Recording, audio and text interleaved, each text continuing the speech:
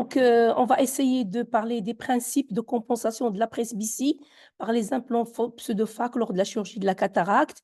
Alors, les implants multifocaux, c'est le but, c'est de donner aux patients d'avoir une indépendance des lunettes, vision de loin, vision intermédiaire et vision de près.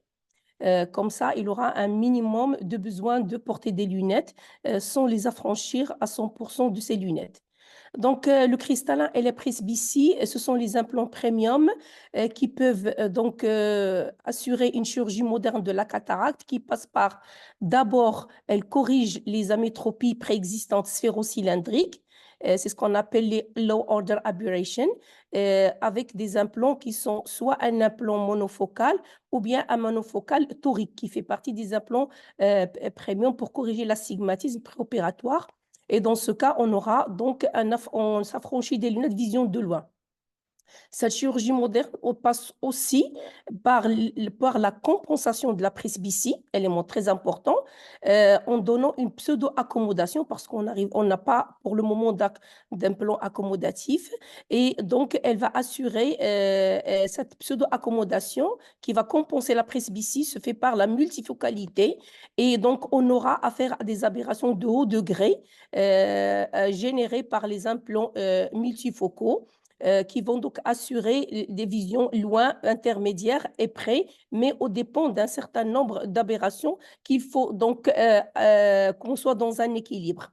Justement, en 2024, quels sont les implants multifocaux qui vont nous assurer une multifocalité avec des aberrations sphériques qui vont nous compenser donc la vision aux trois distances et quelle serait la qualité visuelle qu'on va avoir au niveau de cette compensation sur les trois distances, vision de loin, vision intermédiaire et vision de près.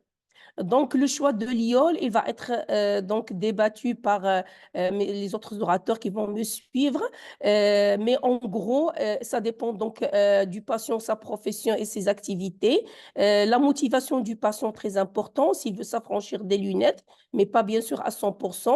Il faut bien étudier les attentes du patient, l'état de la surface oculaire et de la comorbidité oculaire et bien sûr de la métropie antérieure. En gérant ces 4 paramètres, on pourra faire le bon choix avec le minimum d'effets secondaires. Voici les éléments d'effets secondaires dont on a peur quand on a affaire à de la multifocalité. Ce sont les aberrations de type halo, surtout en vision nocturne mésopique, les dédoublements de l'image, la diminution de la vision des contrastes et aussi l'éblouissement, surtout en conduite nocturne.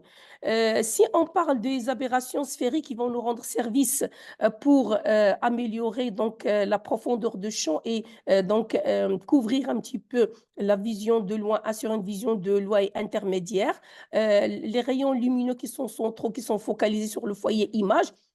Par contre, les rayons lumineux qui passent par la périphérie de la pupille, ils vont être rétractés en amont du foyer image et avec un allongement de champ de vue pour nous donner une extension. Ces aberrations donc, qui sont générées, ces aberrations sphériques sont intéressantes quand elles sont négatives et qui vont nous donner une profondeur de champ. Par contre, les aberrations sphériques positives importantes, comme dans les cornées prolates, par exemple, après chirurgie de la myopie, sont délétères pour cette profondeur de champ. Alors, commençons par les implants multifocaux réfractifs. Alors, c'est quoi les implants multifocaux réfractifs? Leur principe, c'est que, alors, je ne sais pas comment enlever les images qui sont ici. Voilà. D'accord, excusez-moi.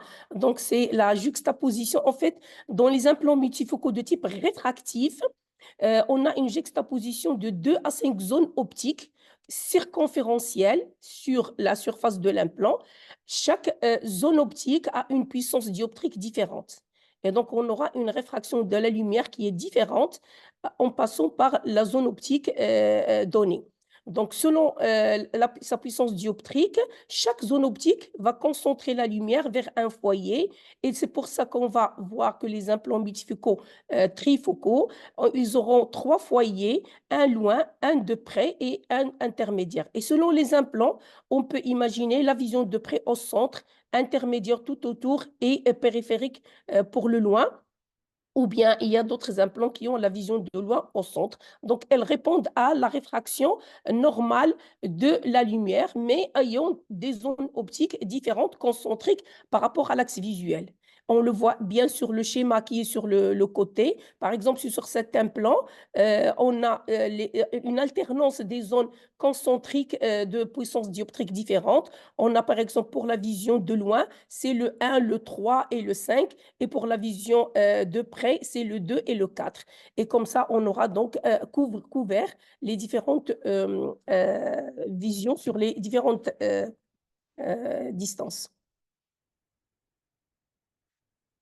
Quelles sont les limites de ces implants multifocaux de type réfractif? Alors, de type réfractif, on a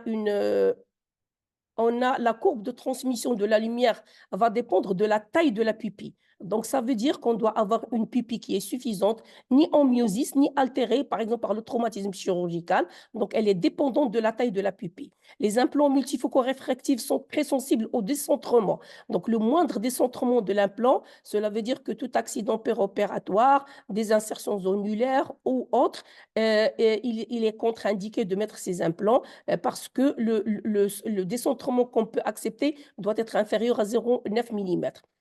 Il génère aussi beaucoup de phénomènes photopiques type halo qui vont dépendre de la pupille et on voit bien que la conduite de nuit va être difficile et surtout lorsque la puissance différente entre loin et près est importante. Donc, des exemples, c'est le Rizum, c'est le MF2 Zeiss, mais actuellement, il y a une régression d'utilisation des implants multifocaux de type réfractif à cause de ces phénomènes photopiques qui sont importants et qui sont très dépendants de la taille de la pupille et du décentrement de l'implant.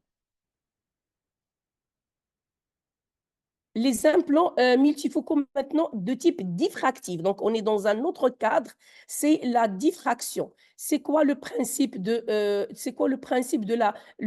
la diffraction? La diffraction de la lumière, c'est sa déviation quand elle traverse des milieux d'indices de réfraction différents. Et c'est comme ça qu'on va donc... oh là là. Donc, sur le plan optique, comment ça se passe? Donc, sur une optique, donc, on prend l'implant, il est fait sur une optique monofocale de type réfractif, donc normal. C'est la courbure de base qui va assurer la vision de loin et sur laquelle on va additionner une autre optique diffractive qu'on appelle le kinoforme. Alors, c'est quoi cette optique diffractive kinoforme? C'est une optique qui est transparente, qui va être dotée de marches, donc de petites marches qui vont moduler la phase des ondes lumineuses incidentes pour les concentrer vers 2 foyers principaux. Un foyer à l'infini qui est d'ordre 0, qui va prendre 40% de la lumière, et un foyer de la vision de près qui est appelé ordre 1, qui va prendre 40% de la lumière. Et comme ça, la lumière va être concentrée sur 2 foyers entre 0 et 1 pour assurer vision de loin et vision de près. La hauteur des marches de cette optique va donc déterminer l'importance de la diffraction entre l'ordre 0 et 1 pour nous donner donc une vision qui va être bifocale.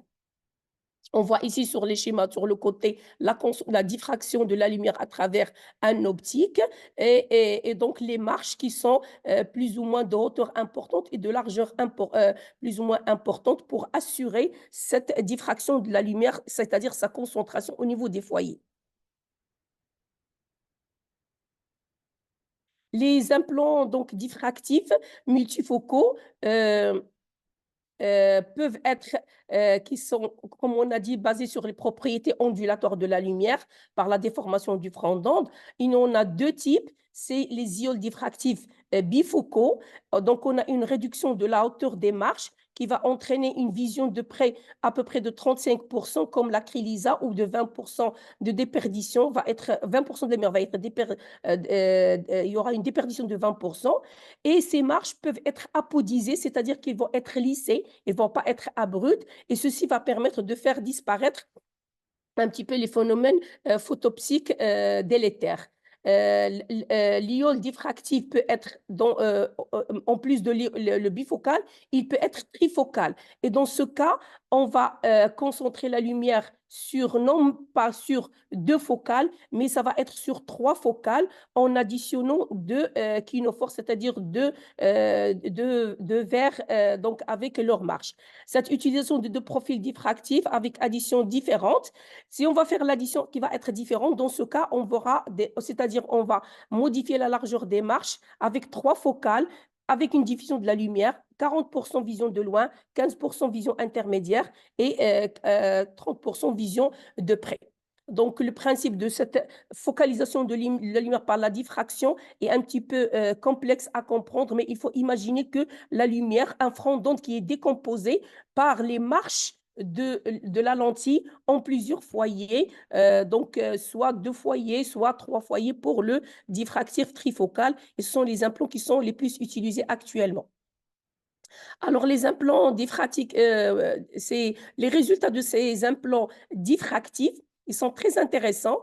On a le gain de la vision de près, contrairement aux implants réfractifs multifocaux qu'on vient de voir tout à l'heure, parce qu'ils vont, en plus, ils vont avoir une préservation de la vision de loin et on aura une acquisition de la vision intermédiaire. Les résultats sont très bons puisqu'on a une 80 à 90% d'indépendance par rapport aux lunettes et le trifocal diffractif est actuellement le plus utilisé pour la correction de la presbytie en cas de chirurgie de la cataracte. Il y a la version torique dans le diffractif trifocal qui va corriger efficacement l'astigmatisme préopératoire quand il est supérieur à une dioptrie avec de très, très bons résultats.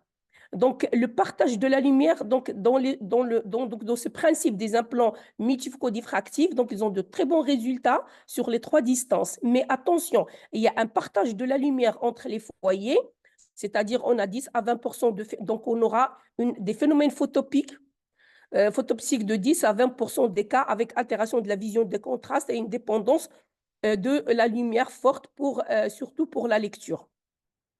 Donc, le succès de ces implants qui sont largement actuellement utilisés. C'est la sélection rigoureuse et l'information soigneuse des patients. Voici ici un schéma montrant la diffraction de la lumière en haut et on voit bien qu'on a 2 foyers distincts lorsque c'est bifocal.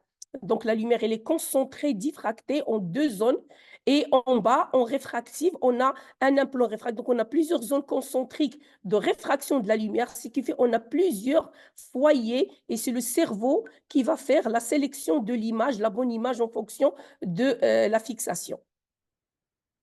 Alors ici aussi un exemple de réfraction et de diffraction. Vous voyez bien que ici c'est très net avec la réfraction, les foyers images, alors que la diffraction, on a plutôt une concentration des deux et on peut rallonger entre les 2 foyers pour donner un aspect de head-off. On va le voir tout de suite. La monovision, pour en parler, parce que parfois on peut compenser la presbytie en utilisant un implant en monovision. Le principe, c'est qu'on a l'œil dominant qui corrige le loin et l'œil dominé qui va corriger la vision de près. En général, on ajoute une myopie de -1 à -2 dioptries. Il faut, très important pour avoir le succès de cette chirurgie, il faut déterminer la dominance. Si le patient a une mauvaise dominance, c'est-à-dire qu'on n'arrive pas à déterminer l'œil de la visée, on aura une mauvaise tolérance de cette monovision et donc c'est capital pour le succès. Les indications, c'est à chaque fois qu'on veut une indépendance des lunettes après chirurgie de la cataracte et avec une contre-indication à l'implant multifocal. L'implant multifocal reste toujours la meilleure solution lorsque les patients sont bien sélectionnés. Les résultats, on a 80% d'indépendance avec maintien de la vision des contrastes. C'est ce qui est bien. On a une très bonne vision de contraste. Les limites de la monovision, c'est qu'on a une forte dominance. Si on a une forte dominance oculaire, c'est-à-dire quelqu'un qui a un œil qui est vraiment bien dominant, ce qui fait qu'il aura des difficultés à joindre les deux images. On aura une altération de la stéroscopie et de la vision binoculaire qui sont en général bien tolérées quand on fait une monovision inférieure à 2,5 dioptries. Et puis, si les gens font un travail soutenu, ils seront fatigués rapidement parce que les trois visions, loin, pré, intermédiaires, sont assez bonnes, mais ne sont pas excellentes pour soutenir un travail qui est lent et très précis. Et enfin, les EDOF. Les EDOF, c'est ce qu'on appelle les implants à profondeur de champ étendue. Ils peuvent être multifocaux, EDOF diffractifs. Donc, c'est les mêmes qu'on vient de parler, mais qui vont avoir une basse addition. L'addition dont on a parlé, au lieu qu'elle soit à plus 3 pour donner la vision de près, la vision intermédiaire avec les concentrations au foyer intermédiaire et loin, là, on va faire une démarche qui vont être en nombre diminué. Ils vont être plus larges et réduites en nombre et en hauteur. Ce qui fait l'addition va être faible, à peu près de plus 1,50 à plus de 50.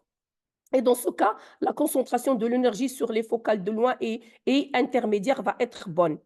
La zone diffractive va occuper, elle, en général, la zone centrale concentrique sur 3-4 mm, entourée d'une zone périphérique qui est plutôt réfractive et qui correspond à la puissance dioptrique de l'implant à mettre, c'est-à-dire qu'il va lui donner l'hémétropie en vision de loin.